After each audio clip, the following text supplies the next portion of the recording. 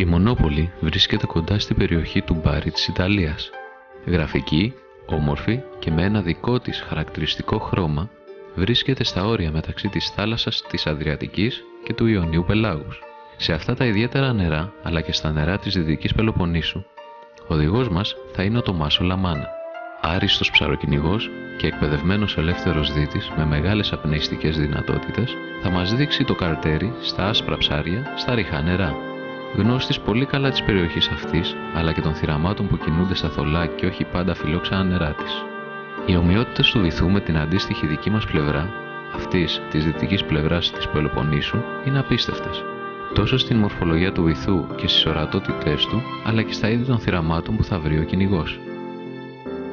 Κατά τους ανοιξιάτικους μήνες, τα νερά της Μονόπολη αλλά και της ευρύτερης περιοχής κατακλείζονται από μεγάλα κοπάδια ψαριών όπως είναι οι σάλπες, οι κέφαλοι, αλλά ακόμη λαβράκια και οι συναγρίδες, που έχουν σκοπό την αναπαραγωγή αλλά και την περισυλλογή τροφής. Η δυσκολία βρίσκεται στις συνθήκες που επικρατούν λόγω των ρεμάτων που συγκεντρώνονται στην περιοχή, αλλά και λόγω της μόλυνσης που έχει επιβαρύνει σημαντικά το υποβρύχιο περιβάλλον.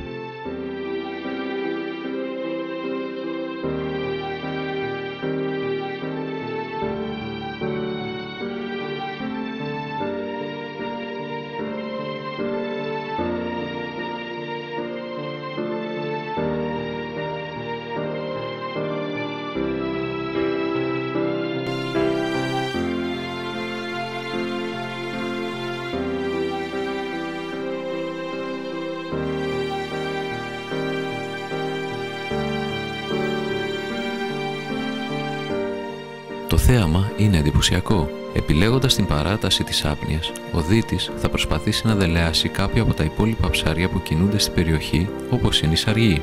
Διστακτική και πονηρεμένη λόγω της εντατικής αλίας κάθε μορφής, οι σαργοί επιλέγουν να παραμείνουν μακριά, παρατηρώντας το δίτη από απόσταση ασφαλείας.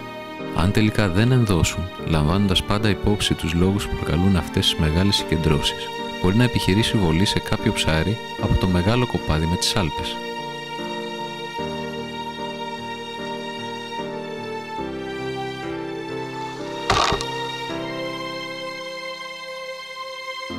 Λόγω μάλιστα του όγκου των ψαριών, δεν είναι σπάνιες συμπτωματικές επιτυχίες όπως αυτή και η σύλληψη περισσότερων από ενός ψαριών με μία και μόνο βολή.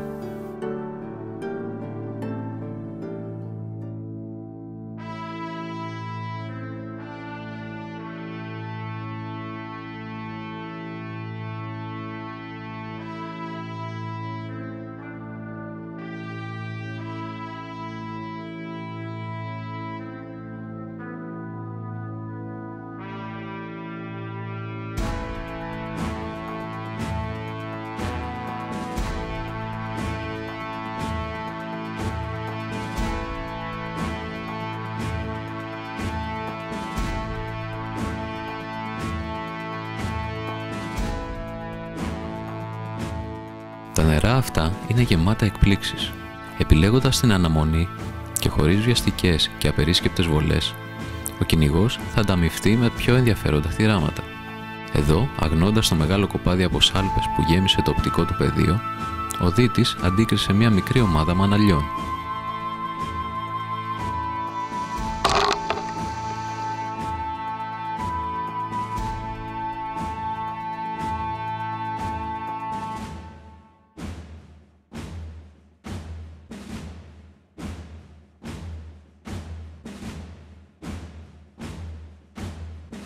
Η συνέχεια ήταν εύκολη και δόθηκε από την επιφάνεια μέσω του σχοινίου του μουλινέ. Λίγο αργότερα, το ψάρι βρισκόταν στα χέρια του κυνηγού.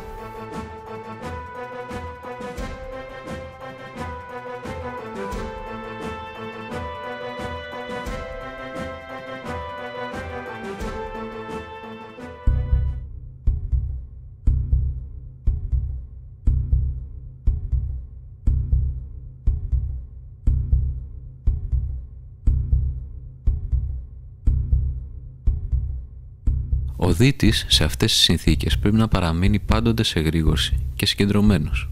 Το μεγάλο μαγιάτικο κυνηγούσε χαμηλά κάτω από το πυκνό στρώμα με τις σάλπες.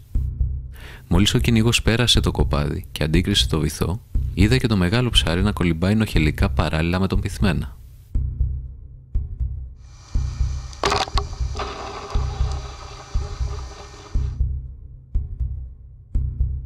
Δυστυχώς, η κακή εκτίμηση του μεγέθους και της απόστασης από το ψάρι, σε συνδυασμό με το ελαφρώς στημένο λαστιχοβόλο που προορίζεται για μικρότερα θυράματα και την κακή χρήση του μουλινέ που επέτρεψε στο ψάρι να τριφτεί πάνω στο βυθό, είχαν ως αποτέλεσμα μετά από λίγο η βέργα να φύγει πάνω από το ψάρι.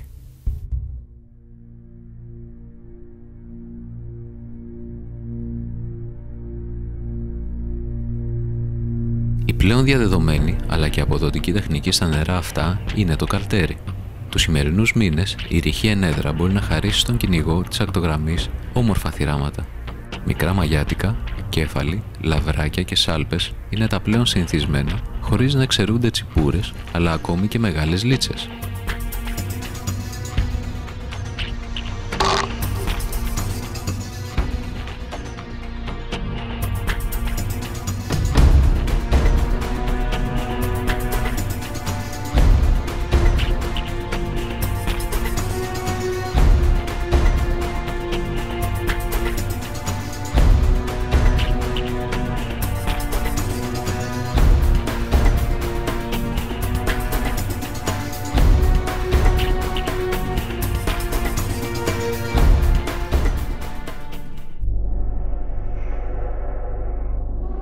Κατά τη θερινή περίοδο, οι ορατότητες βελτιώνονται αρκετά, επιτρέποντας βαθύτερες καταδύσεις. Παράλληλα, ενδεδειγμένη τεχνική συνεχίζει να είναι το στατικό καρτέρι ή το έρπιν στο βυθό.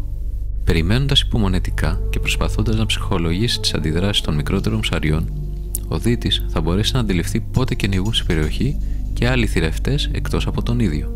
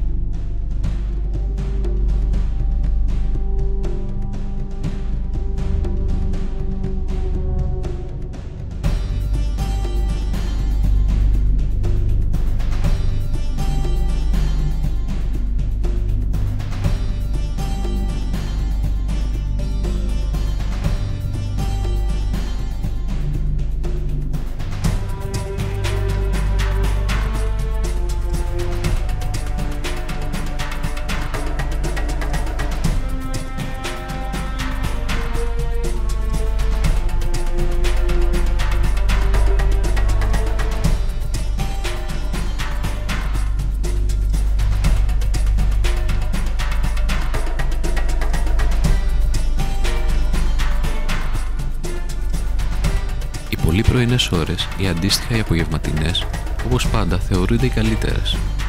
Χάρη στη μειωμένη ορατότητα αλλά και στο γεγονός πως τα κοπάδια του δολώματος πλησιάζουν την ακτή μέχρι να ξημερώσει, μεγάλοι θηρευτές, όπως είναι οι λούτσι, εκμεταλλεύονται τις συνθήκες που επικρατούν προς όφελός τους.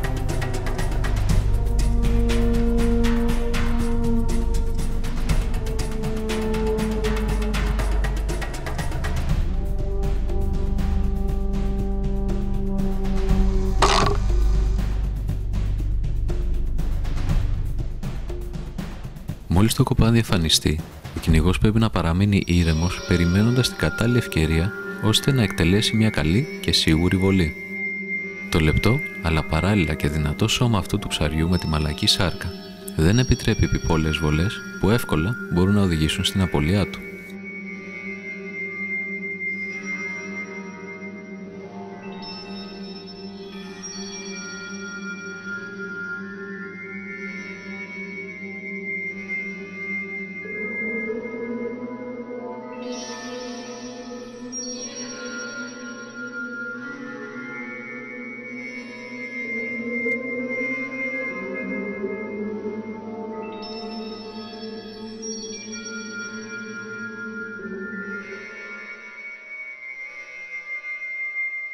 Μπορεί αρκετοί να θεωρούν τη χελού ως εύκολο ψάρι χωρίς κυνηγετικό ενδιαφέρον. Όμως, εδώ, στα νερά της Μονόπολη, θεωρείται εκλεκτό έδεσμα άξιο σύλληψης. Ο δε ισχυρισμός πως πρόκειται για εύκολο στόχο απλά καταρρίπτεται, μιας και τα μεγάλα σε μέγεθος ψάρια σπανίζουν υιοθετώντας μάλιστα μια επιφυλακτική συμπεριφορά που δεν έχουμε συνηθίσει να βλέπουμε σε αυτό το είδος.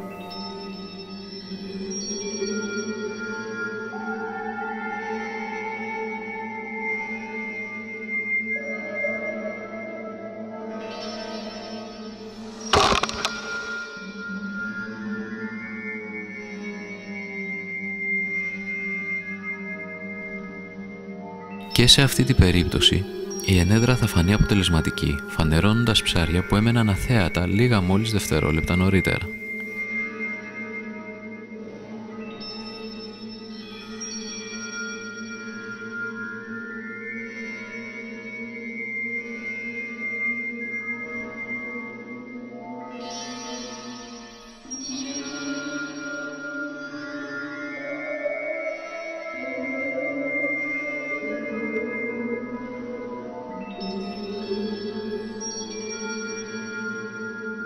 Οι εναλλαγές του βυθού στη ρηχή ζώνη, καθώς και οι καιρικές συνθήκες που εύκολα μεταβάλλονται, απαιτούν από το κυνηγό αυξημένη ικανότητα προσαρμογής. Το ίδιο ισχύει και για τη τεχνική που θα επιλέξει. Το έρπιν εύκολα μπορεί να μετατραπεί σε στατικό καρτέρι, ιδίως εάν στο οπτικό πεδίο του κυνηγού εμφανιστεί ένα επιφυλακτικό και έξυπνο θύραμα, όπως είναι το λαβράκι.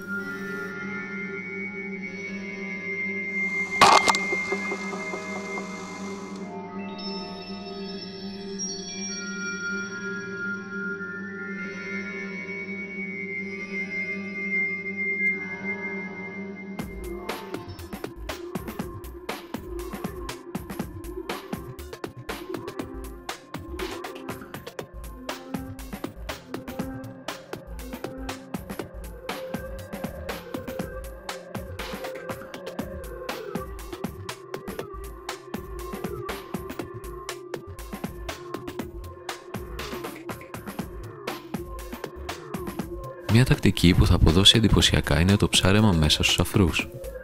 Οι δυσκολίες εδώ είναι αρκετές, μιας και το συνήθως βουβό κύμα δεν επιτρέπει εύκολη σκόπευση, ενώ εάν υπάρχει έντονη κακοκαιρία, υπάρχει και σοβαρός κίνδυνος τραυματισμού για το δίτη που θα αφαιρεθεί. Επιτυγχάνοντας μια καλή λαβή στο σκληρό τμήμα του βυθού, ο δίτης θα μπορέσει να φανεί αποδοτικός μόνο εάν προσαρμοστεί στις διαφορετικές αυτές συνθήκες.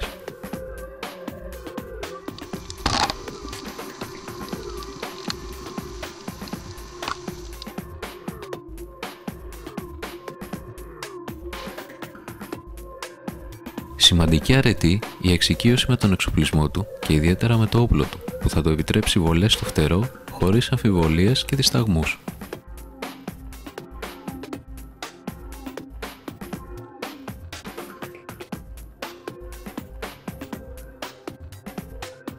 Ο ψαροκυνηγός οφείλει να είναι παρατηρητικός και εγκρατής. Όταν εμφανιστεί ένα κοπάδι κεφάλων δεν πρέπει να βιαστεί. Πρώτα θα ελέξει για ποιοτικότερα θυράματα που μπορεί να ακολουθούν τους κεφάλους και στη συνέχεια θα επιλέξει το μεγαλύτερο άτομο από το κοπάδι που παράλληλα θα του χαρίσει και την ευνοϊκότερη βολή.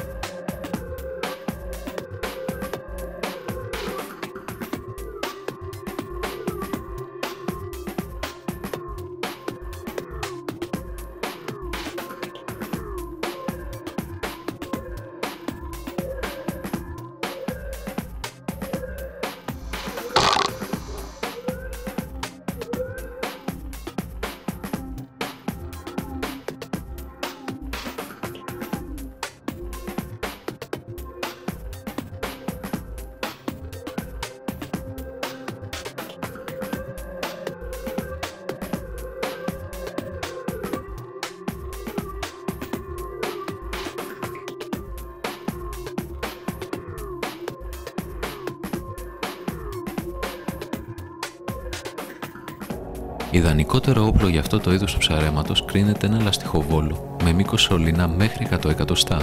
Το μήκος βέβαια εξαρτάται άμεσα από τη διάβια των νερών στο εκάστοτε ψάρεμα. Όμως, ακόμη και σε νερά με μειωμένη ορατότητα, τις περισσότερες φορές απαιτούνται μακρινές βολές σε θυράματα που κινούνται ταχύτατα μπροστά από το όπλο.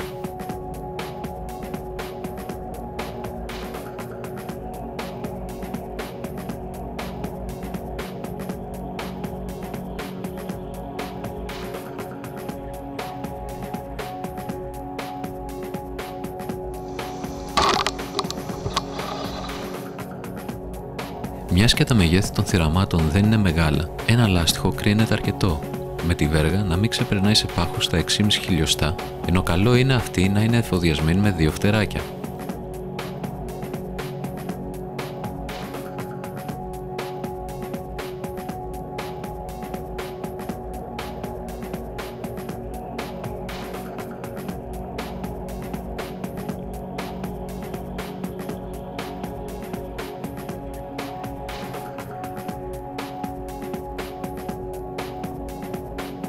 Απαραίτητο εξάρτημα πάνω στο όπλο είναι σίγουρα το μουλινέ. Μπορεί τα θηράματα να μην είναι ιδιαίτερα μεγάλα, όμως πέραν των εκπλήξεων που μπορεί να ευνηδιάσουν το κυνηγό, πολλές φορές η παρατεταμένη άπνοια δεν επιτρέπει το άμεσο πάρσιμο του ψαριού στην επιφάνεια. Μέσω του σκοινιού τα πράγματα αυτομάτως γίνονται πολύ πιο εύκολα αλλά και πιο ασφαλή.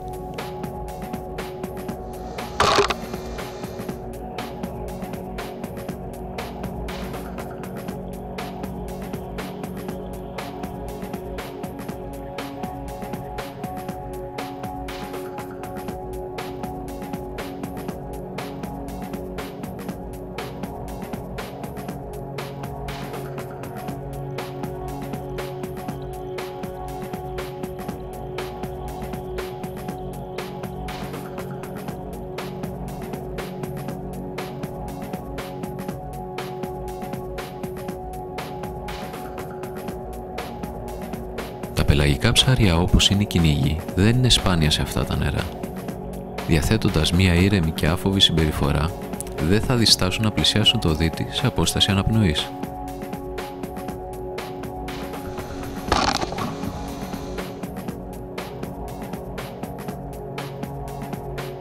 Μετά τη βολή, αν αυτή δεν είναι κέρια, το άνοιγμα του μουλινέ κρίνεται απαραίτητο ώστε να μην σχιστεί η μαλακή σάρκα του ψαριού.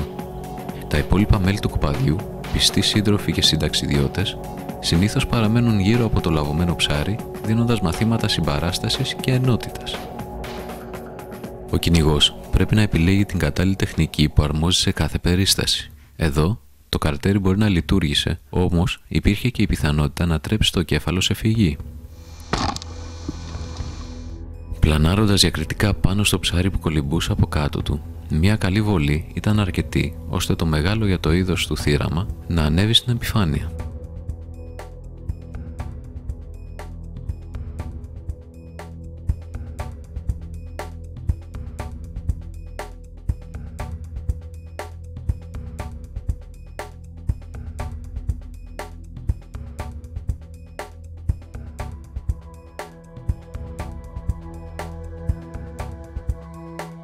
Ένα ακόμη είδος που μονοπολεί το ενδιαφέρον του υποβρύχιου κυνηγού λόγω της συχνής της παρουσίας είναι η χιώνα.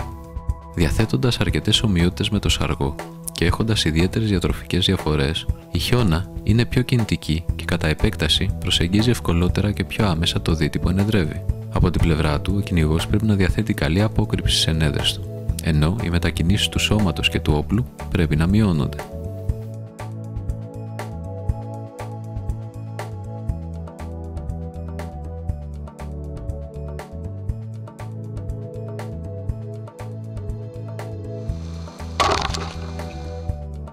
Η συμβίωση με άλλα ποιοτικότερα άσπρα ψάρια, όπως είναι οι συναγρίδες, οι σαργοί αλλά και τα σκαθάρια, θα πρέπει να θέσει σε εγρήγορση τον ψαροκυνηγό που δεν θα πρέπει να βιαστεί να πατήσει τη σκανδάλη. Αυτή η περίπτωση βέβαια αποτελεί εξαίρεση, μιας και το μέγεθος των υπόλοιπων ψαριών ήταν μικρό και ανάξιο μιας βολής.